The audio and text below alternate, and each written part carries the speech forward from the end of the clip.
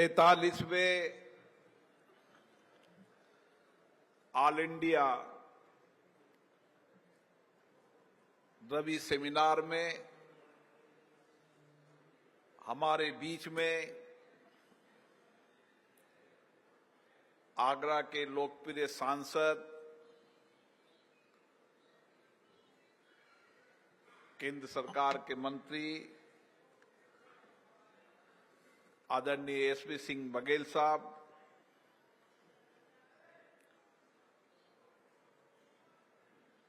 फतेहपुर सीकरी के हमारे सांसद राजकुमार चहार जी, विधान परिषद के सदस्य विजय शिवहरे जी,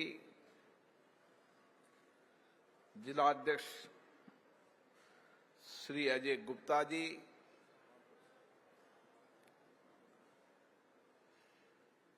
सुरेश नागपाल जी, बाबूलाल जी जो हमारे राजस्थान से आते हैं, जिनका बहुत बड़ा योगदान इस ऑयल के क्षेत्र के अंदर है, श्री दिनेश राठौड़ जी, भारत जी, कृष्ण कुमार गोयल जी, महेश राठौड़ जी, जिनका बहुत आग्रह था कि मैं इस सेमिनार में आऊं और लगातार प्रयास करते रहे और आज यहां पधारे। इस सेमिनार में देश भर के सभी प्रतिनिधिगण, भाइयों बहनों, मैं आपका स्वागत करता हूं, अभिनंदन करता हूं। आज शहीद दिवस है और शहीद दिवस हम सबको प्रेरणा देता है और इस शहीद दिवस पर हमारे उन वीर शहीदों को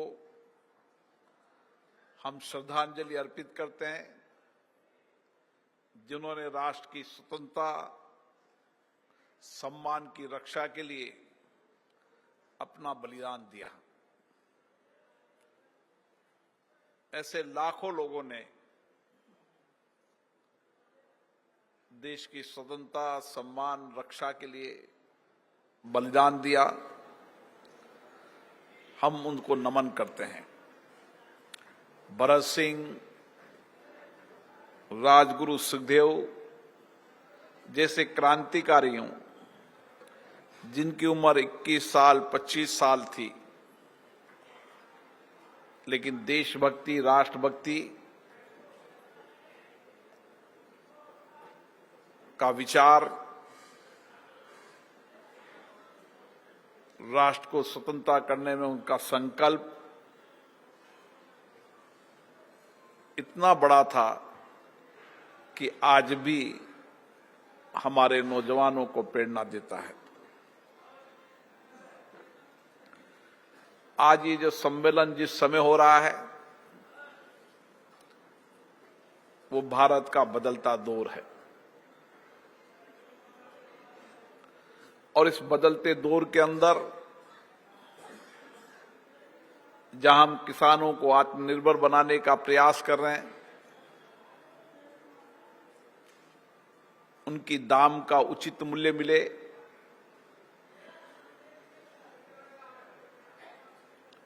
किसान आर्थिक रूप से मजबूत हो,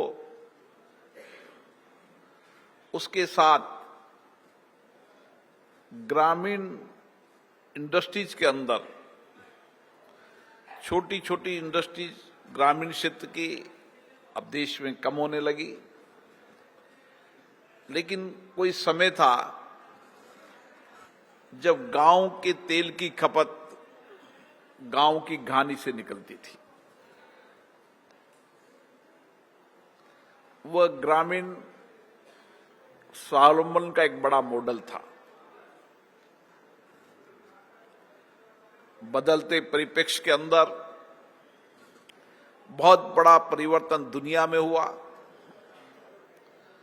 और भारत ने भी उस परिवर्तन दौर से गुजरे। मुझे खुशी है कि आप सब जब चर्चा कर रहे हैं, मंथन कर रहे हैं, विचार कर रहे हैं, तो आपका प्रयास है कि भारत का किसान आत्मनिर्भर बने, उसकी दाम को उचित मूल्य मिले,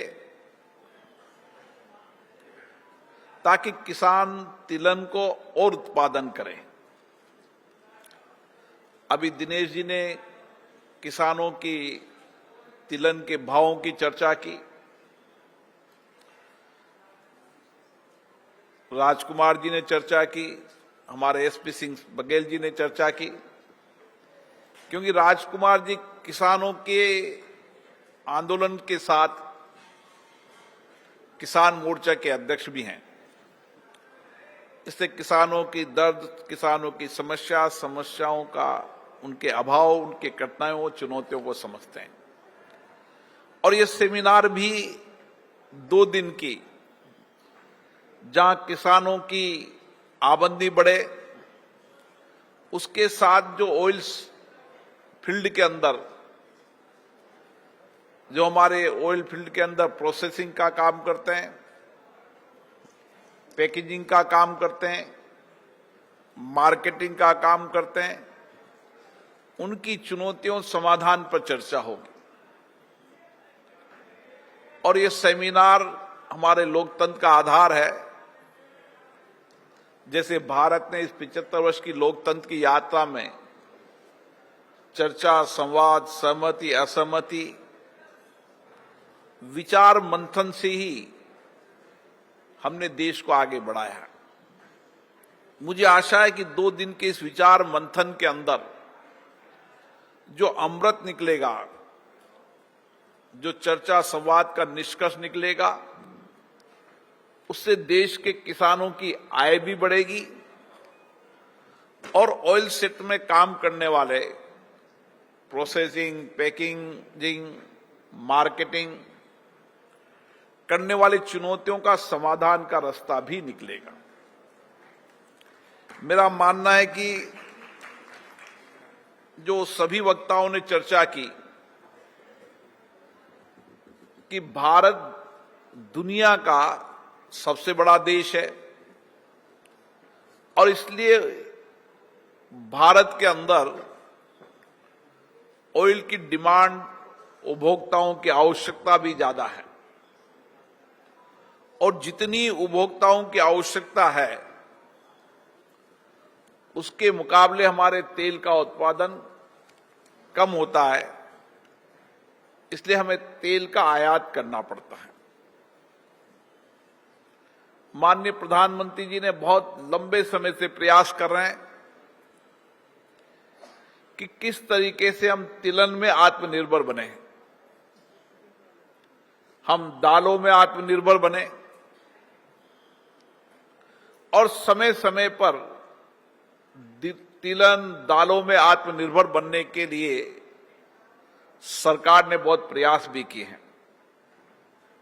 लेकिन उसके बाद भी आज भी खाद्य तेल हमें आयात करने पड़ते हैं।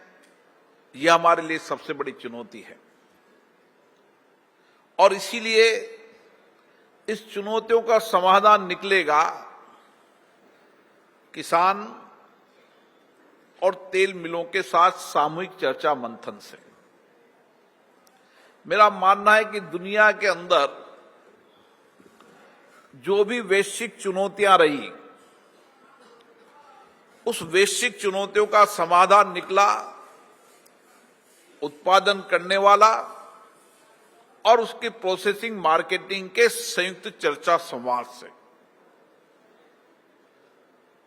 और दुनिया के जितने भी विश्वविद्यालय हैं,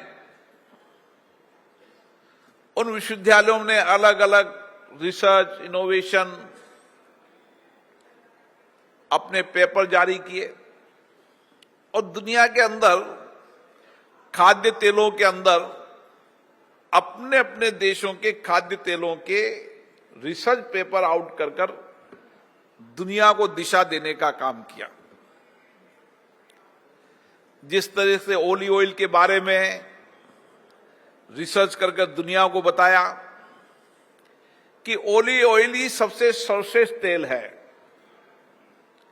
जबकि मेरा मानना है भारत की दृष्टि से जो हमारी मिट्टी में पैदा होता है उससे तिलन से सबसे सर्वश्रेष्ठ तेल कुछ नहीं हो सकता। भारत की जलवायु, भारत की मिट्टी, भारत का पानी, ये हमारी भौगोलिक के साथ हमारे जनजीवन के प्रभावित करने वाले क्षेत्र होते हैं। और इसीलिए मेरा मानना है कि हमें कोशिश करना चाहिए कि हमारे इंडस्ट्री सेक्टर के अंदर भी हमें रिसर्च, इनोवेशन और रिसर्च पेपर के माध्यम से दुनिया में बता सकें कि हमारा ही तेल दुनिया का सर्वश्रेष्ठ तेल है। आजकल दुनिया मार्केटिंग करने का जमाना है। आपने देखा होगा कुछ दिनों पहले, मैं जब बचपन में था तो सबसे पहले अलसी का तेल चलता था और अलसी के तेल का उत्पादन भी होता था, अलसी के तेल का फायदा भी था। अब कुछ दिनों पहले आया कि अलसी का क्या क्या लाभ है, उसके रिसर्च पेपर आउट हुए, दुनिया के अंदर कच्ची अलसी खाने का प्रचलन चला। आप देखिए दुनिया के अंदर जिस भी औषधि, तेल या किसी भी चीज का रिसर्च पेपर निकलता है और रिसर्च पेपर की जितनी अधिक मार्केटिंग होती है उतना ही वो मार्केट में माल बिकने लगता है। तो हमें भी प्रयास करना चाहिए कि हमारे ऑयल मिल और कृषक मिलकर हमारे रिसर्च करें, बेस्ट वैज्ञानिकों से पेपर निकालें और दुनिया को बताएं कि खाद्य तेलों के अंदर हमारे चाहे सरसों हो, चाहे हमारी सोयाबीन हो, चाहे सूरजमुखी हो, चाहे अलसी हो, क्योंकि आपने देखा होगा समय समय में एक समय था जब कभी सोयाबीन मार्केट में नहीं थी। मध्य प्रदेश से चला, धीरे धीरे धीरे सोयाबीन का इतना बढ़ गया कि वह सरसों का करने लगा। एक समय मूंगफली के तेल का था। तो हमारे जितने भी कृषि के तिलन के उत्पादक हैं, चाहे आप मूंगफली का तेल ले लो, चाहे सरसों का ले लो, चाहे तिल का ले लो, चाहे अलसी का ले लो, हमने कभी प्रयास नहीं किया कि हमारे खाद्य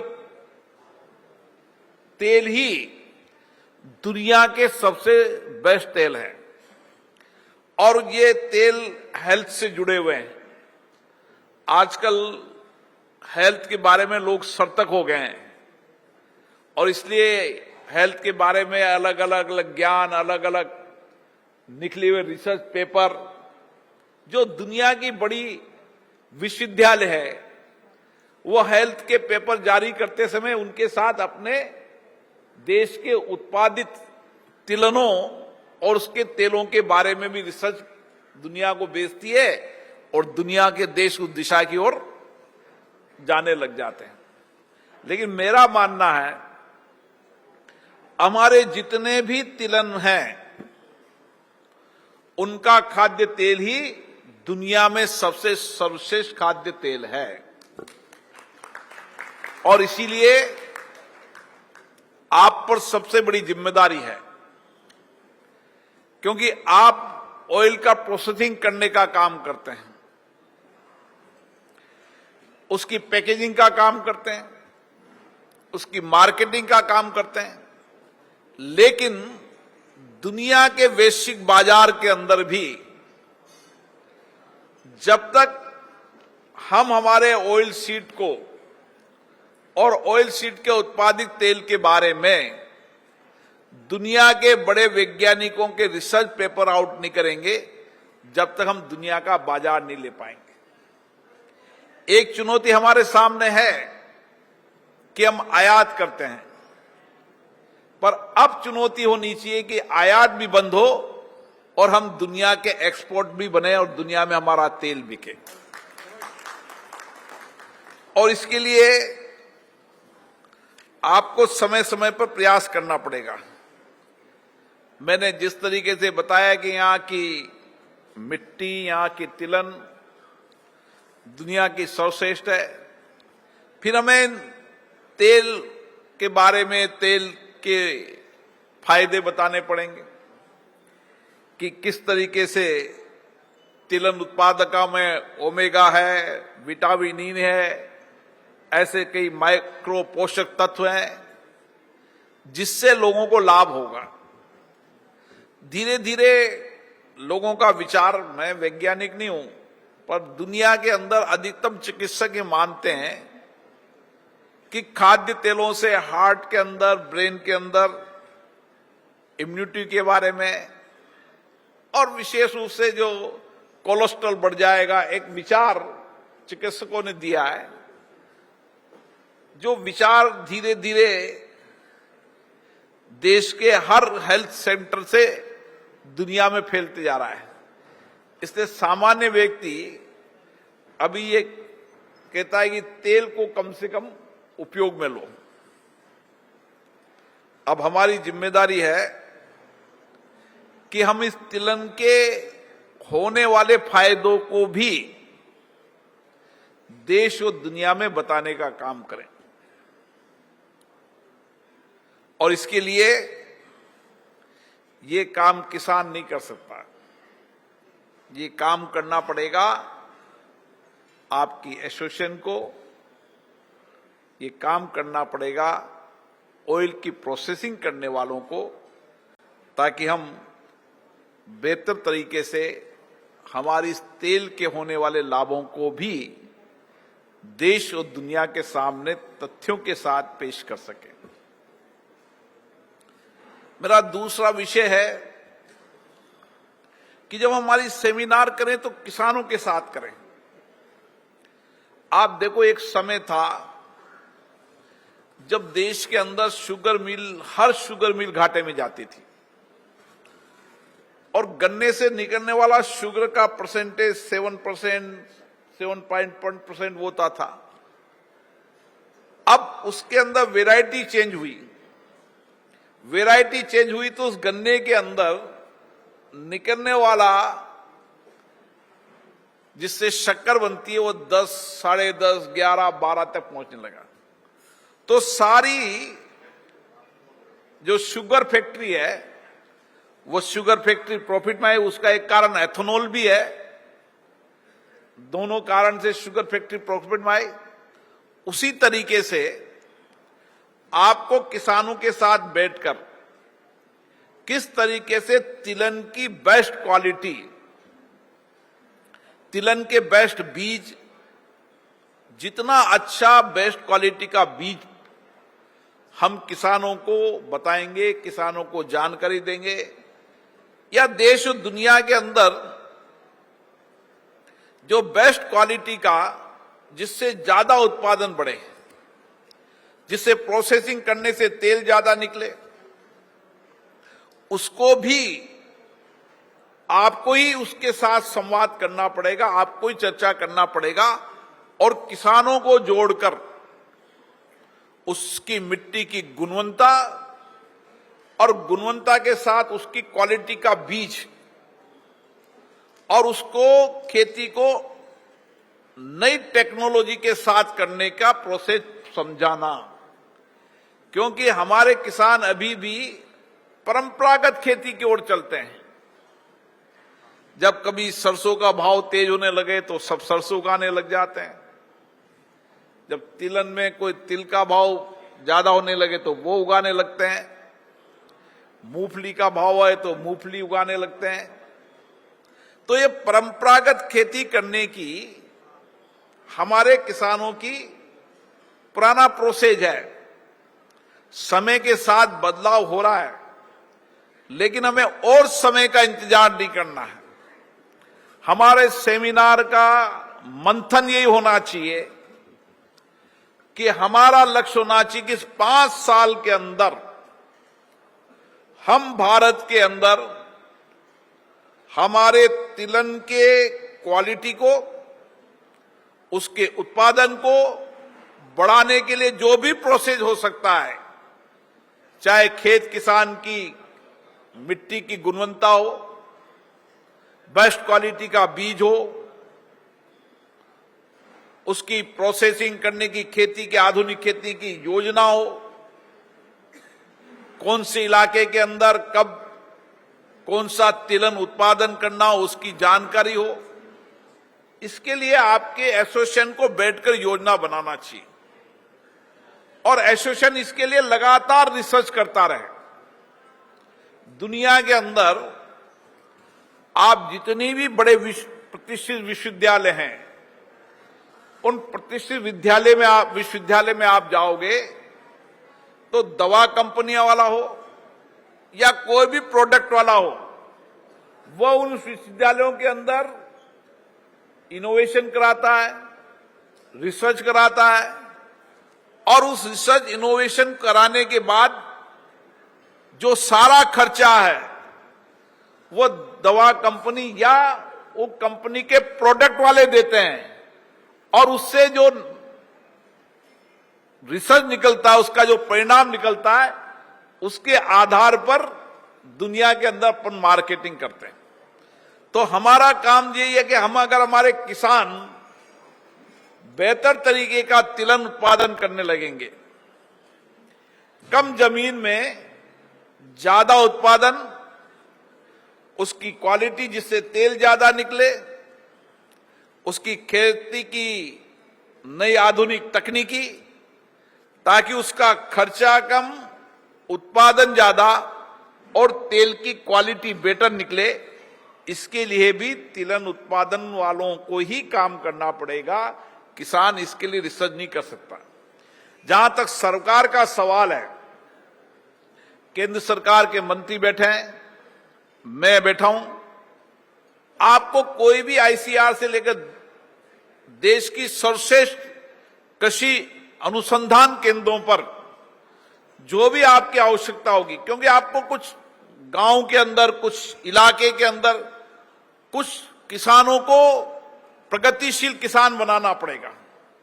जब किसान उस जमीन पे खेती करके ज्यादा उत्पादन, ज्यादा बेटर क्वालिटी का करने लगेंगे, तो अन्य गांव का लोग भी उसको देखकर अपने परंपरागत खेती के तरीकों को परिवर्तन होंगे। इसके लिए आप यहां पर अध्ययन करें। मैं एग्रीकल्चर साइंटिस्ट के साथ, उनके साथ आपकी चर्चा करूंगा, फिर प्रगतिशील किसान अपन बैठे और किस तरीके से उस प्रोसेसिंग सिस्टम के अंदर हम किसान की आमदनी भी बढ़ा सकें और हमारे तेल उत्पादन करने वाले लोगों को भी यहां पर ही अपनी खपत का माल बिकने लगे और दुनिया से उनको आयात न करना पड़े, हम दुनिया के आयात करने वाले बने।